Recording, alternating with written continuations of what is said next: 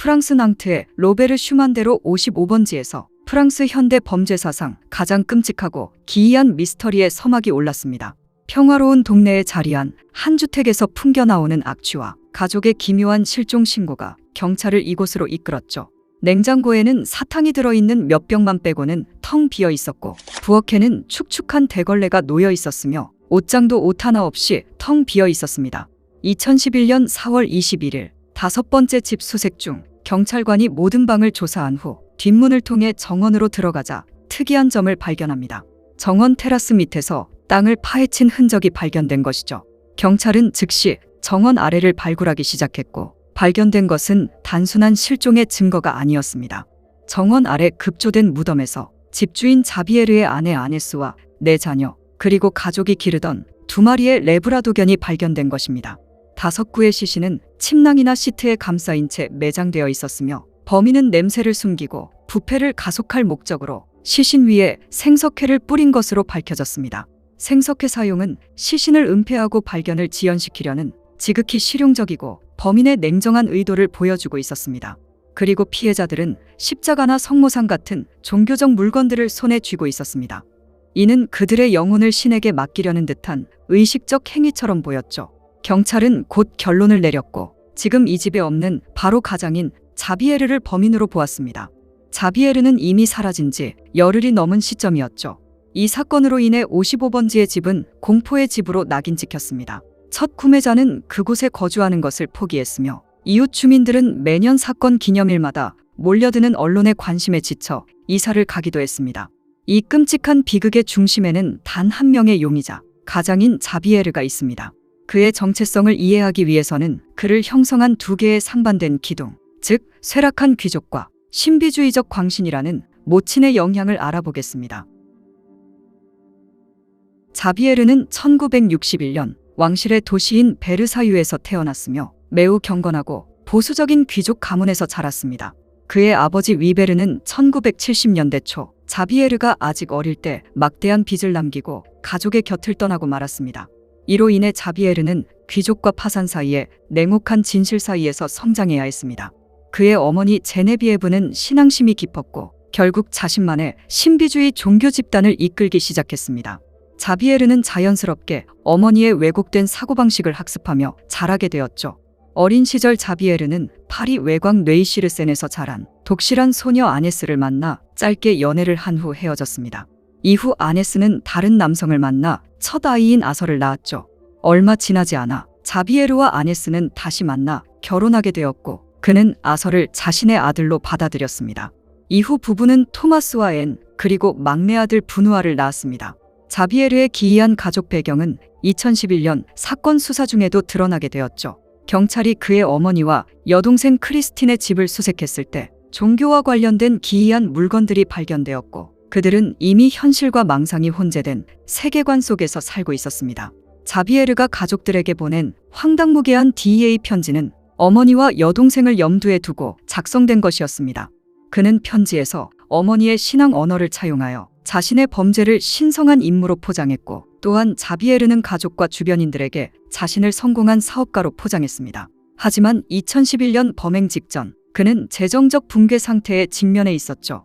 자비에르의 야심찬 핵심 사업은 호텔 및 레스토랑을 평가하고 정보를 공유하는 인터넷 플랫폼이었습니다. 그러나 현실은 참담했습니다. 2000년대 초반에 만들어진 그의 웹사이트는 이미 낡아 보였고, 광고주들은 기대했던 고객 유입이 없자 결국 일부는 환불을 요구하기도 했습니다. 그러나 자비에르는 자신이 틀렸다는 것을 받아들이기를 거부하고 무슨 수를 써서라도 그 사업에 매달렸죠. 자비에르는 아내 아네스가 아버지로부터 물려받은 상속 재산의 상당 부분을 탕진했으며, 연간 수입은 고작 수천 유로를 버는 것이 전부였습니다. 심지어 그는 자신의 애인에게까지 돈을 빌리고 있었죠. 2009년 무렵 빚이 쌓이고 있었고, 결국 자비에르는 아내와 몇 달 동안 별거를 이어가기도 했습니다. 2011년 4월이 되었고, 이제 그의 모든 재정적 생명줄은 완전히 끊겼습니다. 그가 평생 공들여 쌓아온 성공한 귀족 가장이라는 가면이 벗겨질 임계점에 도달한 것입니다. 자비에르가 왜 이토록 끔찍한 선택을 했는지 많은 전문가들이 분석했고, 전문가들은 그를 악성 나르시시스트로 진단했습니다. 이러한 유형의 인물은 타인의 고통에 공감하는 능력이 결여되어 있으며 자신의 행동에 대한 죄책감이나 후회를 느끼지 못합니다. 타인뿐만 아니라 자기 자신까지 속이며 결국 자신의 거짓말을 스스로 믿게 되는 자기만의 세상에 빠지는 것이죠. 재정적 파탄이 임박하자 그는 가족을 제거함으로써 가족들의 기억 속에 자신을 영원한 가장으로 동결시키는 길을 택한 것으로 분석됩니다. 자비에르의 범행은 우발적인 범행이 아니었고 몇 달에 걸쳐 치밀하게 준비한 계획된 범행이었습니다. 범행에 사용된 무기는 소총이었고 그 소총은 그가 아버지에게 물려받은 유산이었습니다. 그는 이 무기를 능숙하게 다루기 위해 2010년 12월부터 낭트 인근 사격장에 등록하여 정기적으로 연습했습니다. 그리고 범행 몇 주 전부터는 범죄 실행 및 은폐를 위한 물품들을 구매하기 시작했습니다. 자비에르는 여러 상점에서 시멘트와 삽 등 땅을 파는 도구, 그리고 시신의 냄새를 숨기기 위한 생석회를 다량 구매했습니다. 가장 결정적인 증거는 소음기의 사용이었죠. 자비에르의 절친은 여러 차례 조사를 받았고 그는 자비에르에게 여러 번 돈을 빌려주기도 했습니다. 그에 따르면 사건 발생 전 자비에르의 정원에서 소음기가 장착된 소총을 테스트했다고 합니다. 당시 자비에르는 친구에게 총을 쏘게 한 뒤 자신은 뒤로 물러나 이웃에게 소리가 얼마나 들리는지 그 영향을 가늠하고 있었죠. 따라서 그는 이웃에게 들키지 않고 소음기를 이용해 가족을 순차적으로 살해한 것입니다. 이러한 준비 과정에서 가장 섬뜩한 사실은 그가 토마스와 분우아 두 아들을 데리고 자신이 연습하던 사격장에 데려간 것입니다. 범행은 2011년 4월 3일부터 5일 사이에 일어났고 피해자 가족에게서 진정제 성분이 검출되었기 때문에 그들 모두 잠든 사이에 자비에르가 소총으로 살해한 것으로 보았습니다. 우선 그는 토마스를 제외한 가족을 4월 3일에서 4일 사이에 외식한 후 살해한 것으로 보았습니다. 자비에르는 여동생에게 가족과 외식을 하러 갔다는 문자를 보냈고 아마도 그날 밤 집에 돌아온 뒤 그의 광기가 시작되었을 것입니다. 두 마리의 레브라도견도 이때 함께 살해되어 묻힌 것으로 보았습니다. 다음 날 아침 자비에르는 아내의 직장에 전화를 걸어 아네스가 위장염으로 결근할 것이라고 알렸습니다. 이어 그는 자녀들의 학교에 전화를 걸어 아프거나 사고를 당했다며 결석할 것이라고 알렸죠.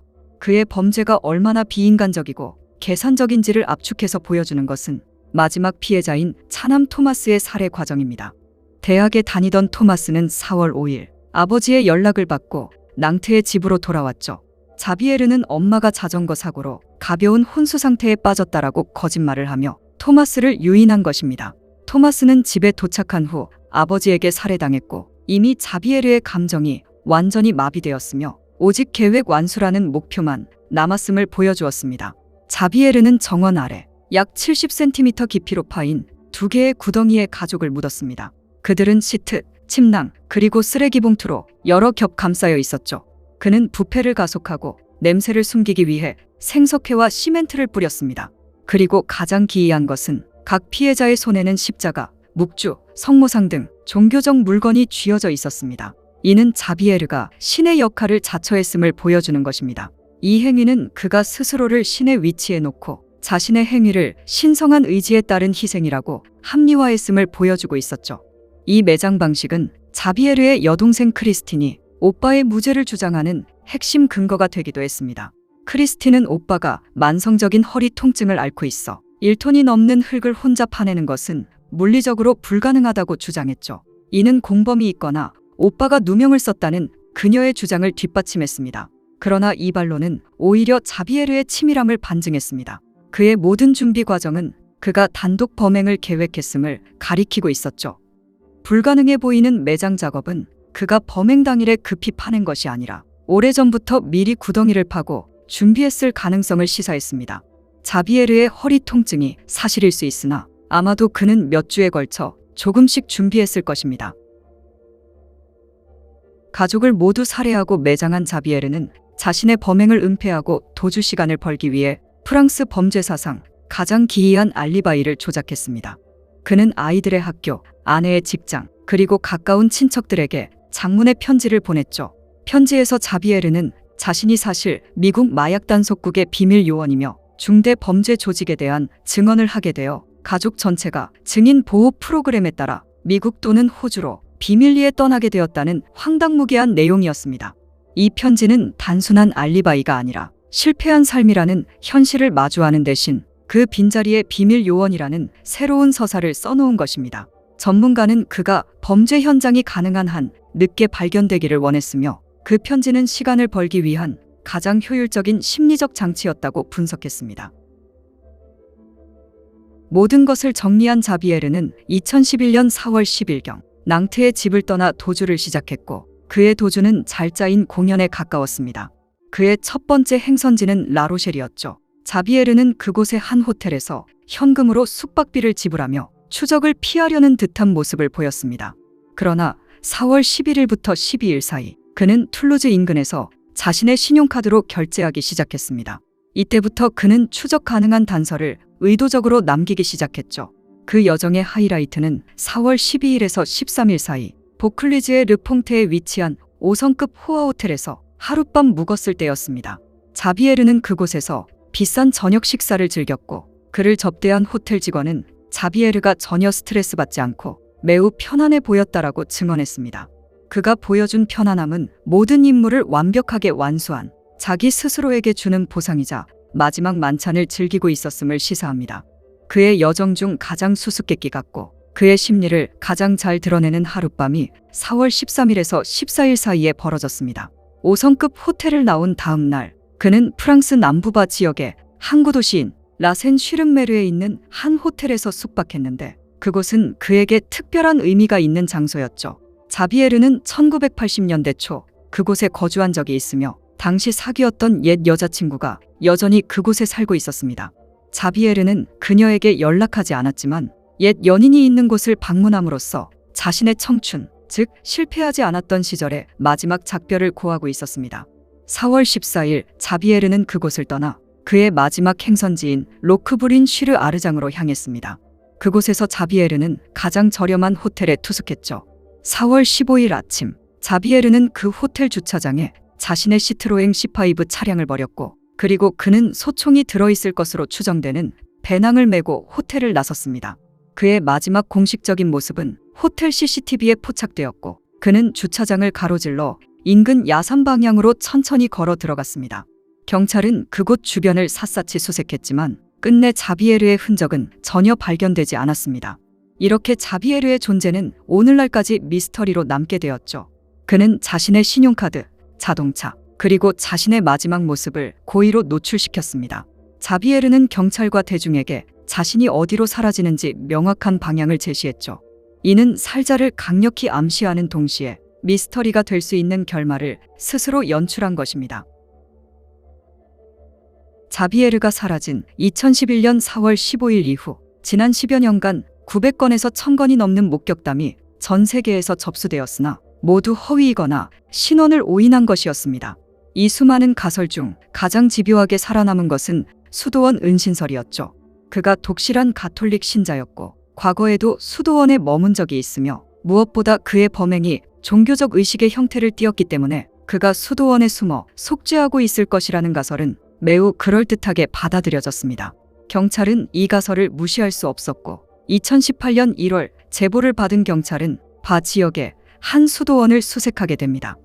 한 수도사의 증언이 애매모호하여 의심을 샀으나 그러나 어떠한 증거도 발견되지 않았습니다. 가장 최근인 2024년 3월 또다시 수도원 목격담이 제기되었습니다. 몽페랑 르 샤토의 한 수도원에서 3명의 신도가 그와 닮은 남성을 봤다고 신고한 것입니다. 경찰이 현장에 출동해 그가 마신 것으로 추정되는 음료수 캔을 수거했고 DNA 검사를 실시했지만 자비에르의 DNA와 일치하지 않았습니다. 2019년 10월 11일 전 세계 언론이 자비에르가 체포되었다는 기사를 쏟아내기 시작했습니다. 사건은 익명의 제보에서 시작되었고 파리에서 출발한 한 남성이 스코틀랜드의 글래스고 공항에 도착하자마자 현지 경찰에 의해 체포됩니다.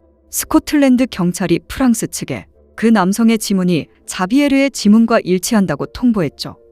훗날 밝혀진 바에 따르면 프랑스와 스코틀랜드의 지문 대조 방식에 차이가 있었습니다.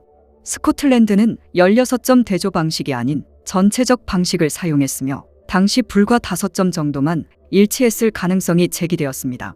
또한 이 검증을 수행한 곳이 국영연구소가 아닌 민간 연구소였다는 점도 문제로 지적되었습니다.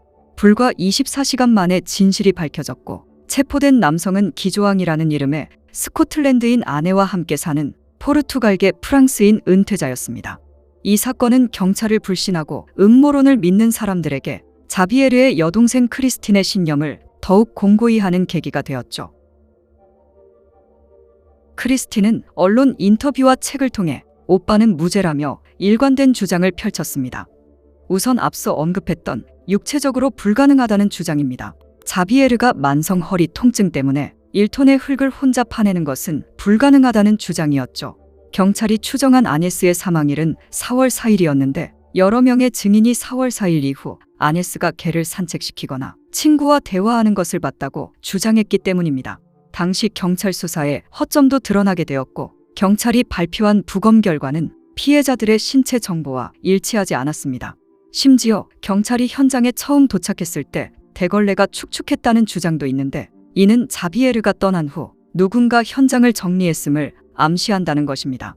그러나 이 모든 주장은 자비에르가 무죄라는 결론을 미리 정해두고 확증 편향의 전형으로 해석될 수 있습니다. 자비에르의 가족은 소음기 테스트, 석회 구매, 재정 동기라는 압도적인 유죄 증거는 무시하고 대걸레와 증인에게만 집중했습니다. 아네스 목격담은 사건이 터진 후 이웃들이 충격을 받고 너무 놀라 기억의 오류일 가능성이 높습니다. 현재 자비에르의 행방에 대해서는 크게 두 가지 가설이 충돌하고 있습니다. 첫 번째는 그가 살자했다는 것입니다. 한 박사는 자비에르와 같은 나르시시스트가 현실의 벽에 부딪혔을 때 깊은 우울과 살자로 기우는 성향이 있고 그의 마지막 도주 경로 또한 이를 뒷받침했습니다. 자동차를 버리고 야산으로 걸어 들어간 그의 행적은 새로운 삶이 아닌 삶의 종결을 암시했죠. 두 번째 가설은 그가 여전히 살아있다는 생존설입니다. 이 가설은 자비에르의 나르시시즘적 성격에 또 다른 측면에 기반합니다.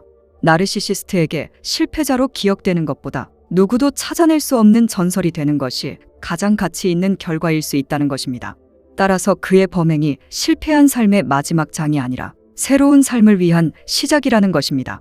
즉, 자비에르가 가족이라는 족쇄를 풀고 마침내 DEA 요원이라는 자신의 판타지 속 인물이 되기 위해 범행을 저질렀다는 추측입니다. 어쨌든 현재 자비에르는 가족을 살해한 실패자가 아닌 불멸의 미스터리가 된 인물이 되었습니다.